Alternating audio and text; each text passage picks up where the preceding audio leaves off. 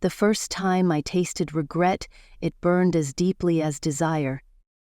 The flickering light from the old lamp in my bedroom cast shadows on the walls, shadows that seemed to stretch and twist with the weight of my thoughts. My name is Regina Palmer, 55 years old, and tonight I stood on the edge of something I couldn't quite name, something forbidden, something electric, something dangerous. The scent of jasmine perfume lingered in the air, mingling with the faint aroma of whiskey that still clung to the glass on my bedside table. The storm outside was ferocious, wind and rain battering the city as thunder rumbled in the distance. Yet it was nothing compared to the storm brewing inside me. I glanced at myself in the mirror. My reflection seemed foreign, a woman with rich dark skin glowing under the dim light, her eyes fierce but clouded, her lips trembling with unsaid words. A satin robe clung to my frame, the fabric betraying every curve. I had dressed for the storm, for the solitude it promised, for the memories it unearthed. But solitude was a lie tonight. My thoughts drifted to Marcus. Not my husband, Charles. Marcus. He was a whisper in the shadows, a ghost that had been haunting me for months. The young neighbor with a confident smirk, deep brown eyes, and a voice that lingered in the air long after he spoke. He was half my age and twice as bold, and every encounter with him felt like an invitation to something I had long buried within myself. Marcus had a way of entering a room and claiming space without uttering a word. I'd catch glimpses of him from my kitchen window, shirtless under the sun, as he mowed his lawn or washed his truck, the muscles in his arms flexing effortlessly. At first, it was innocent, just a passing appreciation for his youth and confidence. But over time, those stolen glances began to linger. It was a Tuesday afternoon when he first crossed the invisible boundary of neighborly politeness. I was pruning the roses in my front yard, the heat of the summer sun bearing down on me. Marcus appeared at the edge of my driveway, his easy smile cutting through the haze of the day. "Miss Regina," he called, his voice smooth like honey over warm bread. "Need a hand with those?" I laughed, brushing dirt from my gloves. "Boy, do I look like I need help. These roses have been mine longer than you've been alive." He chuckled, stepping closer, the scent of fresh-cut grass clinging to him. "Just being neighborly. You never know when a lady might need a strong arm." Something in his tone made me pause, made me meet his gaze fully. There was a spark there, bold and unashamed, that caught me off guard. That night I couldn't sleep. I replayed the interaction over and over, dissecting every word, every glance. Was it playful? Innocent? Or was there something else? A current beneath the surface, daring me to see it. Days turned into weeks, and our encounters became more frequent, more charged. He'd find reasons to stop by, borrowing tools, dropping off packages left on my porch, offering to help with odd jobs around the house. Each visit felt like a game, a dance on a razor's edge, and I hated how much I looked forward to it. One evening, as the sun dipped below the horizon, casting a golden glow over the neighborhood, Marcus knocked on my door. "Evening, Miss Regina," he said, his smile slower this time, more deliberate. "What's the occasion, Marcus?" I asked, leaning against the doorframe, trying to ignore the quickening of my heartbeat. He held up a bottle of wine, a mischievous glint in his eyes. "Thought you might like some company. You know, in case the night feels too quiet." I hesitated, the weight of the decision pressing against my chest. "Marcus, you know how this looks." He tilted his head, stepping closer. "Do you care how it looks or how it feels?" I let him in. The wine flowed freely, loosening our tongues and lowering our guards. We talked about everything and nothing. His plans for the future, my memories of the past, the ache of dreams deferred. His laughter filled the room, rich and unrestrained. And I found myself leaning closer, drawn to the warmth of his presence. At some point, the space between us vanished. He reached out, his fingers grazing mine, and the world seemed to hold its breath. "Regina," he said softly, his voice a caress, "tell me to stop." I couldn't, or maybe I wouldn't. The first kiss was tentative, a question asked and answered in the same breath. But it quickly deepened, becoming urgent, consuming. His hands found my waist, pulling me closer, and I surrendered to the tidal wave of emotion, the sheer intensity of the moment. The living room blurred into a haze of soft light and shadows, the wine's warmth weaving through our veins. Marcus's touch was both tender and insistent, his hands moving as though memorizing every curve, every inch. I felt alive in a way I hadn't in years, his youth, his fire, reigniting something in me I thought was long buried. But even in the heat of the moment, a voice whispered in the back of my mind, "This is dangerous, Regina. You're playing with fire." I should have stopped him, should have pulled away, but the way his lips trailed down my neck, the way he whispered my name, it was as if he'd uncovered a part of me I hadn't known was missing. "You're beautiful," he murmured against my skin, his breath sending shivers down my spine. I tried to speak, to push him back into reason, but the words wouldn't come. Instead, I clutched at his shoulders, letting myself drown in the intensity of his gaze. The next morning, sunlight spilled through the blinds, illuminating the aftermath of our recklessness. Marcus lay beside me, his face soft in sleep, the lines of his jaw relaxed. For a moment, I allowed myself to study him, the boyish charm that masked a man far wiser than his years. But reality came crashing down as I sat up, pulling the sheet around me. What had I done? The boundary we'd crossed wasn't just about age or propriety, it was about the life I'd built, the reputation I'd maintained. And yet, as I glanced back at him, a small, traitorous part of me didn't regret it. The days that followed were a whirlwind of stolen moments and whispered secrets. We were careful, or so we thought.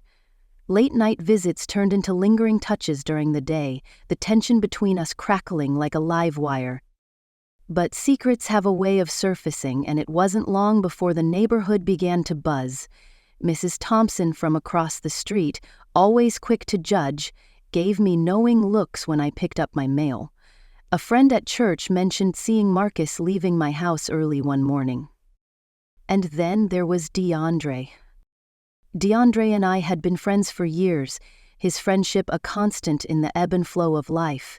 He was the one who brought over groceries when I was too sick to shop, the one who fixed my leaky sink without asking for anything in return. And he was the one who saw right through me the moment I opened my door. "What's going on, Regina?" he asked, his tone sharp. I tried to feign ignorance, but the weight of his gaze made it impossible. "I don't know what you mean," I replied, my voice too light to be convincing. "You think I don't notice the way he looks at you, or the way you look at him?" I froze, the denial dying on my lips.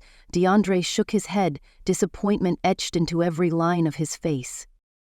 "Be careful," he said finally, his voice softer.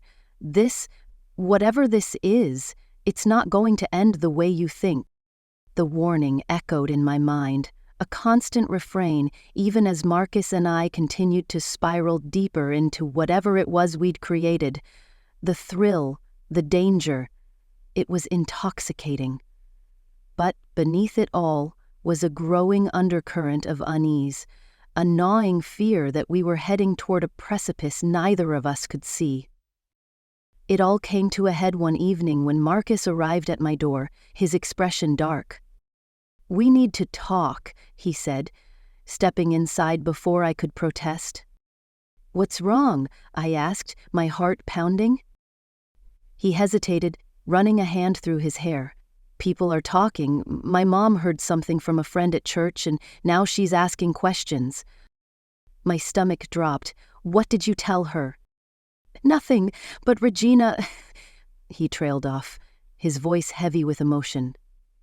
This can't go on like this. I can't keep sneaking around, pretending like what we have doesn't matter. I stared at him, my chest tightening. Marcus, I care about you. Then be honest with me, he interrupted, his eyes blazing. Is this just a fling to you, or do you see something more? The room fell silent, the weight of his question pressing down on me. I wanted to answer, to give him the reassurance he needed, but the truth was, I didn't know. I don't know, I admitted finally, my voice barely above a whisper. Marcus nodded, his jaw tightening.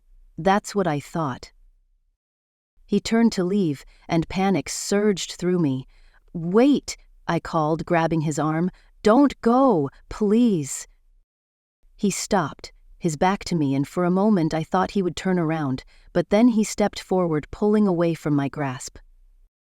I need time to think, he said quietly, and so do you. The door closed behind Marcus with a hollow finality, leaving me alone in the suffocating quiet of my house. The echoes of our argument swirled around me, each word a knife cutting deeper into my chest. For the first time since this all began, I was forced to confront the reality of what we had done, not just the boundary we'd crossed, but the consequences it could bring. I wanted to chase after him, to beg him to stay, but I didn't. Something held me back, a mix of shame and the realization that he was right. This wasn't sustainable. Whatever we had become was built on stolen moments and whispered promises, and sooner or later it would all crumble under the weight of reality. The following weeks passed in a blur of silence. Marcus stayed away, and I didn't reach out. The absence was like a wound, raw and aching. But I forced myself to push through the pain. I threw myself into work, into the monotony of daily life, trying to distract myself from the empty space he had left behind. But distractions only worked for so long. At night, when the house was quiet and the world felt still, I thought of him. I replayed our moments together, the stolen glances, the laughter, the way his touch made me feel alive in a way I hadn't in years, and I wondered if he thought of me too. It was a crisp autumn morning when I saw him again. I was at the local farmer's market, browsing through stalls of fresh produce, when I felt a familiar presence behind me. Turning, I found Marcus standing there, his hands shoved into his jacket pockets, his expression a mix of hesitation and determination. "Regina?" he said softly, his voice cutting through the noise of the market. I blinked, caught off guard. "Marcus, what are you doing here?" "I needed to see you," he admitted, stepping closer. "I can't stop thinking about you."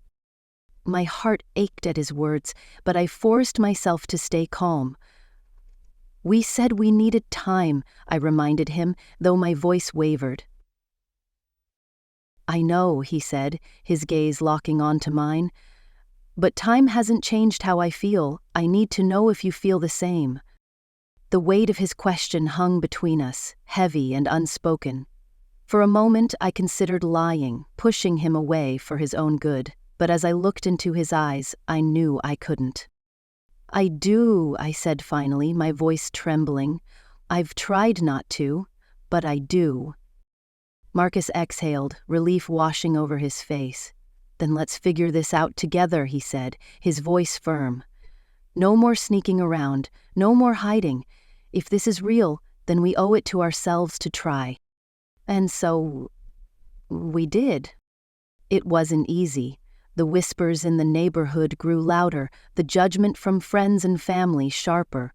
DeAndre confronted me again, his disappointment cutting deeper than I expected. "Is this really what you want, Regina?" he asked, his voice laced with concern. I hesitated, but then I thought of Marcus. His laugh, his kindness, the way he made me feel seen. "Yes," I said firmly. "It is." Our decision to be open about our relationship didn't silence the critics, but it did bring a sense of freedom. We could walk hand in hand without fear of who might see, share meals at our favorite diner without sneaking glances over our shoulders. For the first time, our love felt real, not just something stolen in the shadows. But love, as I learned, is never simple. One evening, as Marcus and I sat on the porch of my house, watching the sunset paint the sky in shades of gold and crimson, he turned to me, his expression uncharacteristically serious. "There's something I need to tell you," he said, his voice heavy. My stomach tightened. "What is it?" He hesitated, running a hand through his hair. "My mom, she found out. About us." I froze, my heart pounding. "What did she say?" "She doesn't approve," he admitted, his voice tight. "She thinks I'm throwing my life away." His words cut deeper than I expected, and I struggled to find the right response. Do you think that?" I asked softly, my voice barely above a whisper. "No," he said quickly, taking my hand. "But it's hard. She's my family, Regina. I don't want to lose her." The conversation left a shadow over us, a weight that lingered in the days that followed. I knew Marcus was torn, caught between the love he felt for me and the ties that bound him to his family. And as much as I wanted to fight for us, I couldn't ignore the growing fear that I was asking too much of him. The breaking point came on a cold winter night. We were sitting in my living room, the fire crackling in the hearth, when Marcus turned to me, his eyes filled with anguish. "I can't do this anymore," he said, his voice breaking. My heart shattered at his words, but I forced myself to stay calm. "Why?" He ran a hand through his hair, his frustration palpable. "Because it's too hard. I love you, Regina, but I'm losing everyone else in my life. My mom won't speak to me, my friends look at me like I'm crazy. I don't know how to make this work." Tears welled in my eyes, but I refused to let them fall. "So you're giving up?" "I don't want to," he said, his voice raw, "but I don't know what else to do." The days that followed were some of the darkest of my life. Losing Marcus felt like losing a part of myself, a wound that refused to heal. But slowly, painfully, I began to pick up the pieces. I threw myself into my work, into my friendships, finding solace in the small joys of everyday life. And though the pain of losing Marcus never fully disappeared, it began to dull, replaced by a bittersweet gratitude for the love we had shared. Years later, as I sat on that same porch, watching another sunset paint the sky, I thought of Marcus. I wondered where he was, if he was happy, if he ever thought of me. And though a part of me still ached for what we had lost, I smiled, knowing that for a brief, beautiful moment, we had something real. And that, I realized, was enough.